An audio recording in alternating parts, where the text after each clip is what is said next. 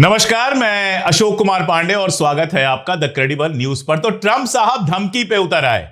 दिन में 4 बयान बदलने वाला ट्रंप सुबह सुबह यह कह रहा था कि हम समझौता नहीं करेंगे, फिर कहा समझौता करेंगे, बाकी सारी बातें चलती रहीं और आखिरी जो उसका बयान है वो ये कि 48 घंटे के अंदर अगर ईरान ने स्ट्रेट ऑफ होर्मुज को सबके लिए नहीं खोला तो उसके सारे पावर सेंटर्स उड़ा दिए जाएंगे, उसके सारे पावर हाउस उड़ा दिए जाएंगे।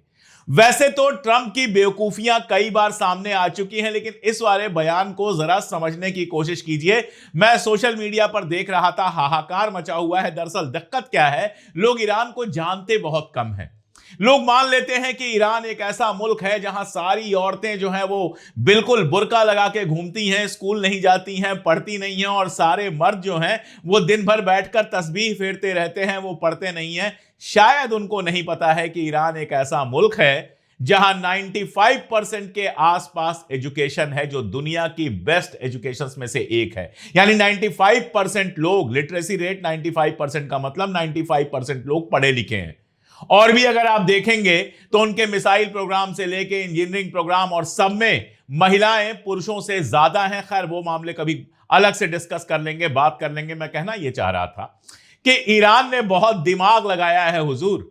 40 साल से वो जानता है कि आज नहीं कल अमेरिका और इजराइल मिलकर उसके ऊपर अटैक करेंगे, और वो ये जानता है कि उसके पावर हाउस, उसके ऑयल सेंटर और ये सारे जो कुछ हैं वो सारे के सारे निशाने पर होंगे। ये बात उसको बहुत अच्छे तरीके से पता है, इसलिए उसने किया क्या है। आप बाकी जीसीसी कंट्रीज को देखेंगे या अरब मुल्कों को देखेंगे तो ज्यादातर जो उनकी बड़ी रिफाइनरीज हैं, जो उनके बड़े पावर सेंटर्स हैं, वो एक ही जगह है। मतलब मान लीजिए पूरे देश में 1 या 2 या 3 पावर सेंटर्स हैं जहां से बहुत ज्यादा बिजली या बहुत ज्यादा रिफाइनरी ऑयल का सारा काम होता है। इसलिए एक पर हमला होता है और पूरा देश ठप पड़ जाता है, जैसा कतर के केस में हुआ। बाकी मुल्क छोटे भी हैं, सऊदी अरबिया को अगर छोड़ दें तो बाकी बहुत छोटे छोटे मुल्क हैं। ईरान बहुत बड़ा मुल्क है। ईरान ने अपना जो पावर प्रोडक्शन और रिफाइनरी वगैरह का काम है 400 से ज्यादा ठिकानों पर डेवलप किया है। जो उसका सबसे बड़ा सेंटर है जिसके ऊपर हमला करने की बात ट्रंप कर रहे हैं, वो केवल 2.9% पावर प्रोड्यूस करता है, केवल 2.9%, यानी कि 100 में से 3 से भी कम। तो अगर उस पर यह हमला कर भी देते हैं तो ईरान के ऊपर कोई खास असर नहीं पड़ने वाला है।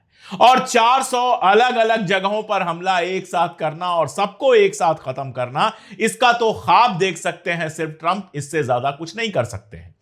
उनके बॉम्बर्स गिराए जा रहे हैं, F-35 गिराया गया, कल खबर आई कि F-16 भी गिराया गया। ब्लूमबर्ग बता रहा है कि 19 से ज्यादा इनके जहाज गिराए जा चुके हैं, रीपर्स गिराए जा चुके हैं। तो ऐसा भी नहीं है कि ईरान में आप जाएंगे और जहां जो मन करे गिरा लेंगे। जब आप ईरान में घुसेंगे तो आपकी जहाजें भी गिरेंगी और 400 अलग अलग जगहों पर आपको बम गिराना पड़ेगा, तब आप ईरान में वो पावर ब्लैकेस्ट कर पाएंगे जिसकी कल्पना कर रहे हैं। आपने फार्स में हमला किया था, आपको यह लगा था कि खत्म हो गया फार्स। कंडीशन क्या है, 24 से 48 घंटे के भीतर वहां ऑपरेशन फिर से शुरू हो गया है। वहां से इराक को जो सप्लाई होती थी गैस की, वो सप्लाई फिर से होने लगी है।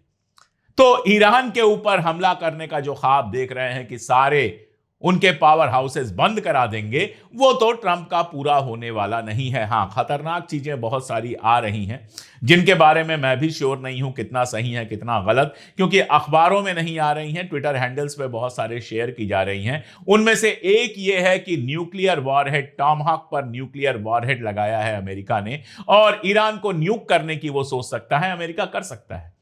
अमेरिका वो इकलौता शैतानी मुल्क है जिसने एटॉमिक पावर का इस्तेमाल किया है हिरोशिमा और नागासाकी में, तो वो दोबारा भी कर सकता है। लेकिन इससे होगा क्या? पहली बात ये कि अगर पावर सेक्टर पर हमला होगा तो ईरान ने बहुत क्लियर कह दिया है कि पूरे मिडिल ईस्ट का पावर सेक्टर बॉम्ब कर दिया जाएगा, पूरे मिडिल ईस्ट के रिफाइनरीज बॉम्ब की जाएंगी। और याद रखिए सबसे बड़ी चीज, डीसैलिनेशन प्लांट, क्योंकि लगभग पूरे मिडिल ईस्ट में पीने का पानी जमीन के नीचे से नहीं आता है, समंदर का पानी लाया जाता है, उसको डीसैलिनेट किया जाता है, यानी उसको पीने लायक बनाया जाता है और फिर जनता को पिलाया जाता है। अगर वो प्लांट्स डिस्टर्ब हो गए तो अरब में जो अरबपति भी हैं वो भी पानी के लिए तरस जाएंगे। और याद रखिए, इजराइल के अंदर 70% तक पानी जो यूज होता है वो डीसैलिनेशन से आता है, जमीन के नीचे से नहीं आता है। और अरब मुल्कों को छोड़ दीजिए, इजराइल की बात कर लेते हैं। कल डिमोना पे जिस तरह का हमला हुआ है, उसने ये तो साबित कर ही दिया है कि ईरान का आयरन डोम आयरन मोम बन चुका है। यानी आगे भी हमले बड़े आराम से ईरान कर सकता है। और वहां जो पावर सेक्टर है, रिफाइनरीज हैं, उनके बारे में जरा देख लीजिए। हाइफा पर हमला हो चुका है, आश्केलान पर हमला हो चुका है, आगे भी हमला हो सकता है। वहां रिफाइनरी भी है और पावर हाउस भी है। आशोद में पावर सेंटर है, वहां पर हमला हो सकता है। राटेम है, नेगेव है, नेगेव पे पहले भी हमला हो चुका है। नेगेव वहां का रेगिस्तान है और वहां पर सोलर एनर्जी का बड़ा उन्होंने सेंटर बनाया हुआ है, जहां सोलर पैनल बनाते हैं, वहां हमला हो सकता है। तमार में हमला हो सकता है। समंदर के अंदर लेविथन और कारिश जो हैं, जो ऑयल रिफाइनरी सेंटर्स हैं, वहां हमला हो सकता है। ईरान ने इन सब के लिस्ट जारी की है कि अगर हमारे ऊपर हमला होगा, हमारे पावर सेक्टर पर हमला होगा, तो ये सब निशाना बनेंगे। और ये सब निशाना बनने का मतलब, या अरब मुल्कों के ऑयल सेक्टर का निशाना बनने का मतलब क्या है? आप देखिए, कतर में हमला हुआ, कतर में प्रोडक्शन कम हुआ, बंद हुआ। एलपीजी और सीएनजी की प्रॉब्लम सारी दुनिया में पैदा हो गई। गैस की प्राइसेस बढ़ने लगी, पेट्रोल की प्राइसेस बढ़ने लगी। जापान जैसे मुल्क, जहां 80-90% जो है तेल और गैस मिडिल ईस्ट से आती है, वहां त्राही त्राही मची हुई है। गैस और एलपीजी की दुनिया भर की प्रॉब्लम हो रही है। इंडिया के अंदर तो हो ही रही है, आप जानते हैं। तो सारी दुनिया पर इसका असर पड़ना है अगर ट्रंप अपनी बेवकूफी में ईरान के पावर सेक्टर पर हमला करते हैं तो। और याद रखिए, स्ट्रेट ऑफ हॉर्मुज पे जितना दबाव बढ़ाएंगे, होती तैयार बैठा हुआ है, वो रेड सी भी ब्लॉक कर देगा और उसके बाद मिडिल ईस्ट से कोई सामान निकलना और मिडिल ईस्ट में कोई सामान घुसना लगभग असंभव हो जाएगा। और यही वजह है कि भारत अपने तरीके से परेशान है। बहुत बयानात तो नहीं आ रहे हैं, लेकिन कल हमने देखा, कल ईद थी और साथ में नौरोज था, जो ईरान में नए साल के रूप में मनाया जाता है। हमारे यहां भी जो पारसी हैं वो नौरोज को मनाते हैं। इसके अलावा कश्मीर में भी नौरोज मनाया जाता है। तो हमारे मोदी जी ने पेजेश्कियान साहब से बात की, ईरान के राष्ट्रपति से बात की और उनको नौरोज और ईद की बधाई दी। देखिए, ये सब तो बहाना होता है। असल जो बात हुई होगी वो तो आयल को लेके, मिडिल ईस्ट में जो हालात चल रहे हैं उनको लेके हुई होगी। अभी तक मोदी जी लगातार जो बात करते रहे हैं वो अरब लीडर से बात करते रहे हैं और अरब देशों में ईरान ने जो हमला किया है उसकी मजम्मत करते रहे हैं। लेकिन कल जो बयान आया है, अगर उस बयान की बात करें, पेजेश्कियान के ऑफिस ने जो लिखा है, इनसे बातचीत के बाद, मोदी जी से बातचीत के बाद उसको देखें तो ऐसा लगता है कि पहली बार मोदी जी ने ईरान पर जो हमला हुआ है उसकी भी आलोचना की है, मजम्मत की है। हालांकि देर बहुत हो चुकी है। अगर 15 दिन पहले यह मजम्मत की होती तो उसका मतलब होता। आज इस मजम्मत का कोई मतलब नहीं है। सारा जो है वो स्ट्रेट ऑफ हॉर्मुज को खोलने की बात है कि भाई हमारे जो जहाज हैं वो आने दो। तो जो जहाज गए हैं, पाकिस्तान का जहाज गया है, जापान का जहाज गया है, दोनों ने युआन में पेमेंट किया। एक तरीका यह है कि आप युआन में पेमेंट करें, दूसरा तरीका यह है कि ईरान से लगातार बातचीत करें कि आपकी जहाजों के लिए वो स्ट्रेट ऑफ हॉर्मुज को खोले। आप पहले ही इजराइल पहुंच जाते हैं, इजराइल पहुंच के इजराइल के साथ खड़े होने की बात कराते हैं। नतीजा यह होता है कि ईरान आपको उस तरह से दोस्त मुल्कों में नहीं गिनता है। अभी ईरान का कल का बयान था कि स्ट्रेट ऑफ हॉर्मुज बंद नहीं है, वो सिर्फ दुश्मनों के लिए बंद है, जो हमारी एनिमी कंट्रीज हैं उनके लिए बंद है। तो आप अगर दोस्त कंट्रीज में होते तो स्ट्रेट ऑफ हॉर्मुज आपके लिए खुली होती। जयशंकर साहब का भी बयान आया कि अराक्ची से उनकी बातचीत हुई है। अब क्या बातचीत हुई है बहुत डिटेल नहीं आया है, लेकिन मजेदार बात आपको बताता हूं। मजेदार बात यह है कि तेल खरीदने की बात दोबारा शुरू हो गई है ईरान के साथ। 2019 में जब अमेरिका सैंक्शन लगाता है तो ईरान से तेल खरीदना बंद कर देता है भारत। यानी दुनिया का सबसे सस्ता तेल जहां से मिल रहा था वहां से हम तेल आराम से खरीद रहे थे। ट्रांसपोर्ट कॉस्ट भी हमारा कम पड़ता है, लेकिन हमने ईरान से तेल खरीदना बंद कर दिया। नतीजा यह कि वो सारा तेल चाइना ने खरीद लिया और चाइना के पास इस समय तेल का रिजर्व दुनिया में सबसे ज्यादा है। उसके बाद रशिया से हमने तेल खरीदना बंद कर दिया, सस्ता तेल जो हमें मिलता था।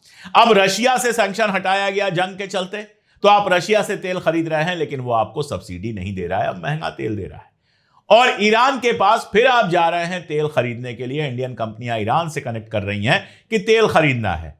दो चीजें समझ लीजिए, एक तो अमेरिका ने जब सैंक्शन हटाया तो ईरान ने कहा इसकी हमें कोई जरूरत नहीं है। आप कह रहे हैं कि आपका जो स्ट्रैंडेड ऑयल है, यानी समंदर में जो आपके जहाज हैं जिसमें ऑयल है, वो आप बेच सकते हैं। हमारे पास ऐसा कोई ऑयल ही नहीं है, ना हमारे पास घर में कोई ऑयल है। हमें पहले से इतनी डिमांड है कि हम कोई तेल इंटरनेशनल मार्केट में बेचने नहीं जा रहे हैं। दूसरा यह कि अगर अब हिंदुस्तान ईरान के पास तेल खरीदने जाएगा, भी हिंदुस्तानी कंपनियां जाएंगी तेल खरीदने, तो जो सब्सिडी मिलती थी, जो छूट मिलती थी, वो नहीं मिलेगी। मार्केट रेट आज जो है, बाजार जो रेट है, उस रेट पे आपको खरीदना पड़ेगा। और ईरान आपसे जो पैसा लेगा वो रुपए में नहीं लेगा, वो युआन में मांगेगा। यानी हर तरह से आपको अब नुकसान होगा।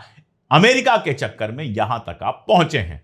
बाकी आगे क्या होगा, कैसे होगा, कितना तेल बेचेगा नहीं बेचेगा, यह देखा जाएगा। लेकिन आज की स्थिति देखी जाए तो ईरान और रशिया दोनों तेल बेचकर अच्छा पैसा कमा रहे हैं, जबकि अमेरिका के दोस्त दिन रात इस टेंशन में हैं कि हम तेल का करें क्या। कई जगह प्रोडक्शन बंद पड़ा हुआ है और कई जगह जो उनका तेल है वो स्ट्रेट ऑफ हॉर्मुज क्रॉस नहीं कर पा रहा है। तो कुल मिलाजुलाकर यह स्थिति है। ट्रंप की धमकी देखते हैं इसका क्या मतलब होता है। दिन में 4 बार बात बदलने वाला आदमी सुबह सीज फायर कहता है, शाम को धमकी देता है, कभी कोई शर्त रखता है। ईरान फिलहाल कोई शर्त नहीं मानने वाला है। डिमोना पर हमले का सीधा मतलब है कि अब टिट फॉर टैट का मामला है। अगर आप हमारे पावर सेक्टर पे हमला करोगे, पावर सेक्टर पे करेंगे। नातांज पे करोगे, यानी हमारे न्यूक्लियर सेक्टर पे करोगे, हम डिमोना पे करेंगे। एकदम बराबरी की लड़ाई में ईरान है। जितना आप बार उठाते जाओगे, ईरान भी अपना बार उठाता जाएगा। और सीना पीट के कहोगे नागरिक मारे गए, दुनिया में कोई नहीं सुनेगा। क्योंकि पिछले 2 साल में गजा में 72,000, लेबनान में जाने कितने, यमन में जाने कितने, और ईरान में हजारों नागरिकों को तुम मार चुके हो। और ऐसे लोगों को कोई शिकायत करने का हक रह नहीं जाता है।